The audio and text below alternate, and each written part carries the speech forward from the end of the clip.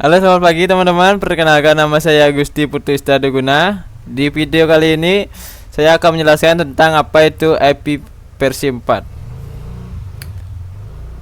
Nah, Internet Protocol version 4 atau IP4 adalah versi keempat dari protokol internet yang memiliki panjang angka 32 bit.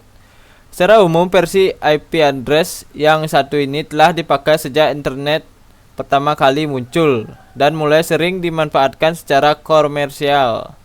Maka IP versi 4 bisa dikatakan sebagai versi yang paling banyak digunakan oleh banyak orang. Nah, berikut adalah jenis-jenis alamat IP versi 4. Yang pertama ada unicast. Ini merupakan alamat versi 4 digunakan bagi sebuah jaringan antarmuka yang langsung terhubung dengan Internet Work IP. Alamat ini hanya dipergunakan dalam komunikasi point to point saja. Nah, berikutnya broadcast.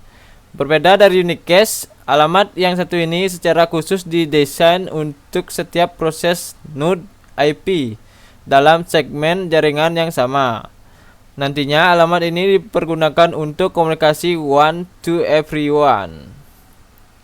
Selanjutnya multicast. Jenis alamat yang terakhir ini adalah multicast. Pada alamat ini satu atau beberapa node akan berada dalam segmen jaringan yang sama dan berlainan.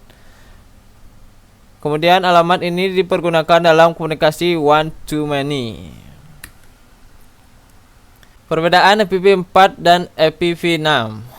Yang pertama, ukuran alamat. Perbedaan yang paling mencolok dari keduanya adalah ukuran alamat yang keduanya miliki. Jika IPv4 berukuran 32 bit, sementara IPv6 berukuran 128 bit. Yang kedua adalah format.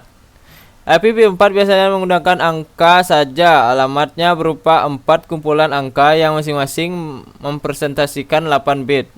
Sementara IPv6 menggunakan angka dan huruf. Alamatnya berupa 8 kumpulan angka dan huruf yang tiap bagiannya mempresentasikan 16 bit.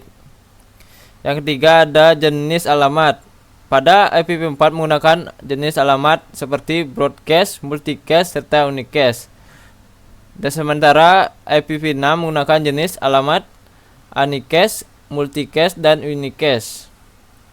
Yang keempat ada metode addressing.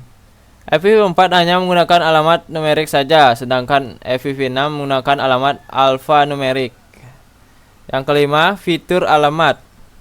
IPv4 menggunakan network address translation sehingga dapat mewakili ribuan alamat yang belum dirutekan sebelumnya, sedangkan IPv6 memiliki ruang alamat yang luas sehingga mendukung fitur direct addressing. Konfigurasi. Jika dilihat dari segi konfigurasinya, pengguna dari IPv4 harus melakukan konfigurasi sistem baru agar dapat berkomunikasi dengan sistem lainnya. Sementara untuk pengguna dari IPv6 melakukan konfigurasi fungsional hanya perlu bergantung secara fungsional saja. Konfigurasi alamat. IPv4 melakukan konfigurasi untuk alamat secara manual atau melalui DHCP. Sementara IPv6 melakukan konfigurasi alamat secara otomatis dengan menggunakan ICMP v6 atau DHCP v6.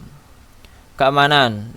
Selanjutnya, dari segi keamanan, IPv4 bergantung pada aplikasi, sedangkan IPv6 memiliki Internet Protocol Security atau IPsec bawaan. Nah, kelebihan dari IPv4. Yang pertama, fleksibilitas. Kelebihan pertama yang dimiliki adalah sisi fleksibilitasnya. Hal ini dapat ditunjukkan dengan proses routing jaringan yang terbukti lebih efisien, sehingga transmisi data akan lebih spesifik jika digunakan multicast secara teratur. Yang kedua ada dukungan sistem, di mana komputer dapat dengan mudah menangani routing jaringan yang langsung disertakan dalam protokol IP4. Yang tiga, koneksi konektivitas perangkat. Yang ketiga, konektivitas perangkat. Selanjutnya adalah FPv4 dapat terhubung dengan berbagai jenis perangkat yang ada di seluruh jaringan. Selain itu juga, pada versi ini protokol tetap bisa mengirimkan paket berupa informasi melalui jaringan alternatif apabila koneksi sedang bermasalah atau terhambat. Dan terakhir, enkripsi.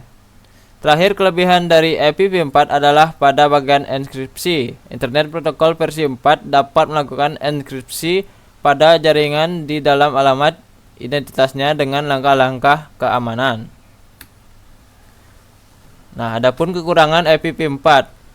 Pertama, konfigurasi. Kekurangan yang dimiliki oleh IPv4 yang pertama adalah konfigurasi, di mana versi ini membutuhkan konfigurasi yang dilakukan dengan dua cara sekaligus, yaitu manual dan otomatis.